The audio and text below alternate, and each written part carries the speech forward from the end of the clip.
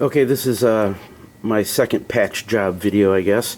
I'm working on a song. I'm going to record it in the computer and do it right a little later on. My computer's working on something else at the moment, backing up my entire computer, actually. Over here I got some drum modules I'll be using Beat Step as a slave with Eurorack drum modules.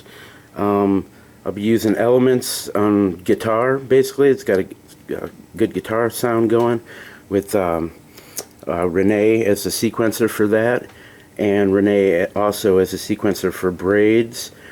And on the Electribe, I'll be using bass and snare at some point, mostly just the bass, sometimes nothing at all.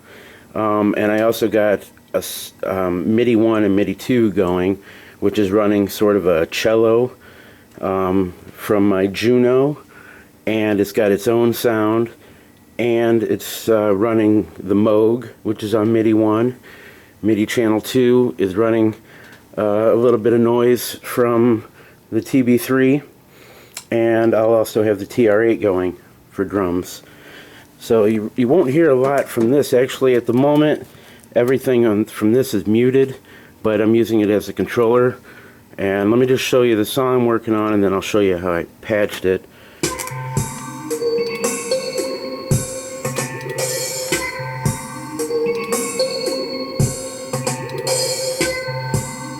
Right now, that's just the TR8 and the TB3 over there, making a little noise. I'm going to add the cello. Well, hold on.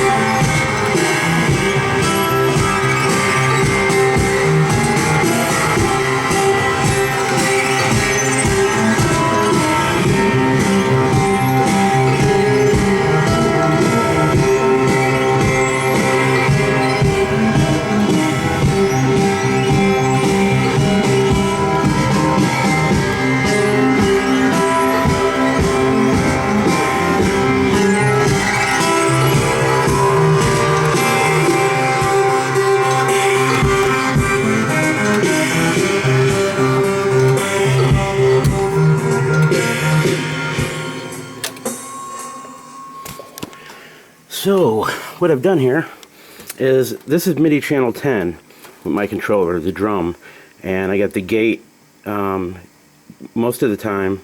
Well, I'm starting, oh here, let me start this way. I got MIDI running out of here. It actually runs to a MIDI through 25 box. It goes to all those, it goes to those pieces down there. It goes here in the Moog. It goes pretty much everywhere. But it eventually comes in here, a MIDI CV converter, and I got the gate. The gate is what I'm using to control the sequencer. And I'm starting right there at that point. I can always hit it and go back to it if I need to. I've got the audio ran in on this side of I'm using a crossfader to cut sections in and out. Some of the music continues to go whether you hear it or not, but I have it muted with the crossfader. So the Elect Tribe is on this side. No, actually my Euro rack is on this side, my Elect Tribe is on this side. Whenever I start the song, I wasn't even using the gate, so you don't hear elements or braids that, like the guitar part. It only comes in once I start MIDI 10, which is a bass drum, and then I speed it up later on with the snare drum. And the more drums I start adding, the faster the gates go. Something to keep in mind. It's pretty fun though, if you work with it right. But yeah, this is MIDI channel 1, which is going out to my Juno, which is doing the cello noise. And it's the Slim Fatty's doing like a square wave sub noise, which kind of matches the cello a little bit, deepens it up a little. And once I turn everything on, it just gets kind of crazy. I got, I didn't even use this, but I got the pressure points hooked up to the frequency modulation where I could transpose that. I could transpose this to a higher octave if I wanted to. But I'm using the gate out from Renee. My sequencer is ran to elements, and the pitch control is ran out to the 1 volt per octave for my elements, and that's my guitar. Other than that, I'm using an oscillator with braids. I have it timed, hooked up to the gate, the same gate, so it kind of stays in the same rhythm. But I'm using a triangle, a square wave, and a sawtooth wave to control the timbre and color, and frequency modulation to give it its unique sound, which is let's see.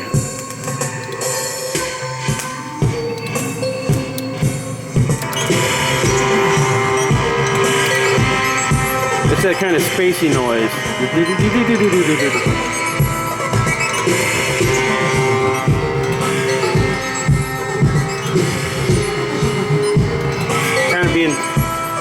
Kind of being triggered by that LFO. And yeah, I'm gonna make this a song and record it in the computer and add some lyrics, and it'll be an actual music song video in a couple days or so after my computer's fixed. But I don't even know if this video is going to come out first or that one. We'll see what happens. Talk to you later.